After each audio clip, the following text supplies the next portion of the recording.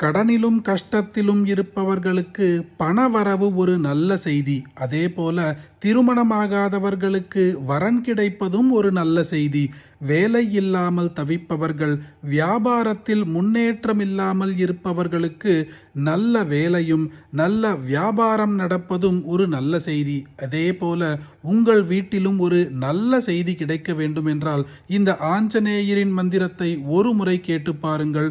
உடனே கைமேல் பலன் கிடைக்கும். ஓம் ஹனுமன்னஞ்சனி சூனோ மகாபல பராக்கிரம லோலல்லாங்கூள பாத்தேன மமராதீன் நிபாதய மர்க்கடாதிபமார்த்தாண்ட மண்டலக்ராசகாரக லோலல்லாங்கூள பாத்தேன மமராதீன் நிபாதய அக்ஷக்ஷபண பிங்காக்ஷ दिदिशा सूक्षयङ्कर लोलल्लाङ्कूलपातेन मम रातीन्निपातय रुद्रावतार संसार दुःखभाराबहारक लोलल्लाङ्कूलपातेन मम रातीन्निपातय श्रीरामचरणाम्भोज मधुपायितमानस लोलल्लाङ्कूलपातेन मम रातीन्निपातय वालिप्रमदनक्लान्त सुग्रीवोन्मोचनप्रभो लोलल्लाङ्गूलपातेन मम रातीन्निपातय सीताविरहवाराशी भग्नसीतेशधारक लोलल्लाङ्गूलपातेन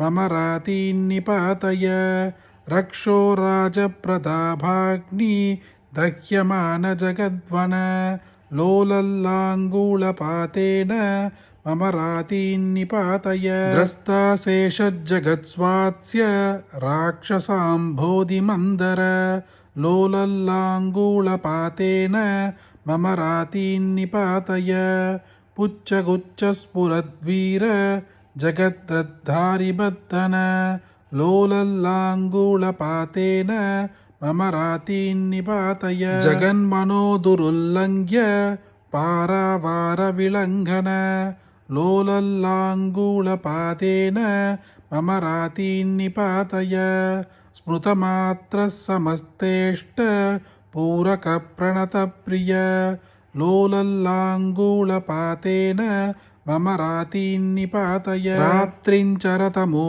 रात्रि कृन्दैनकविकर्तन लोलल्लाङ्गूलपातेन मम रातीन्निपातय जानक्या जानकी जाने प्रेमपात्रपरन्दप लोलल्लाङ्गूलपातेन मम रातीन्निपातय भीमादिकमहावीर वीरावेशावतारक लोलल्लाङ्गूलपातेन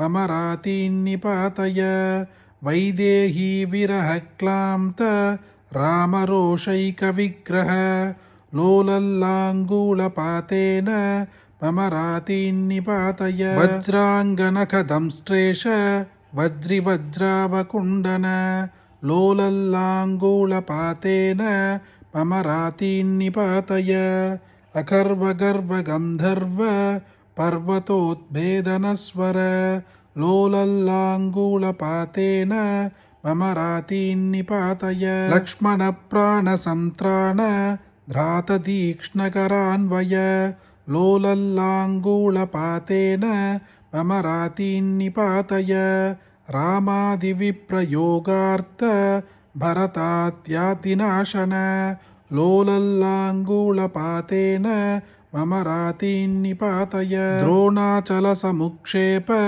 समुक्षिप्तारिवैभव लोलल्लाङ्गूलपातेन मम रातीन्निपातय सीताशीर्वादसम्पन्न समस्तावयवाक्षत लोलल्लाङ्गूलपातेन मम रातीन्निपातय इत्येवमश्वत्थतलोपविष्टः शत्रुञ्जयं नाम पठेत् स्वयं यः सशीघ्रमेवास्तसमस्तशत्रुः प्रमोदते मारुतजप्रसादात् இதி ஸ்ரீ ஹனுமால்லாங்கூலாஸ்திரஸ்தோத்திரம் சம்பூர்ணம். காலையிலோ அல்லது மாலை வேளையிலோ சுத்தபத்தமாக குளித்துவிட்டு வீட்டில் இருக்கும் ஆஞ்சநேயரின் படத்திற்கு முன்பாக ஒரு விளக்கேற்றுங்கள்.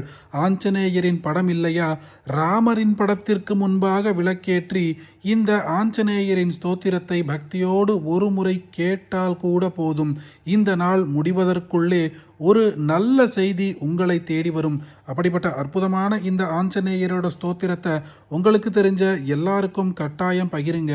இந்த வீடியோவை லைக் பண்ணுங்க. நாளைக்கு மற்றொரு பதிவில் சந்திப்போம். ஹரி ஓம் மகா பெரியவா போற்றி.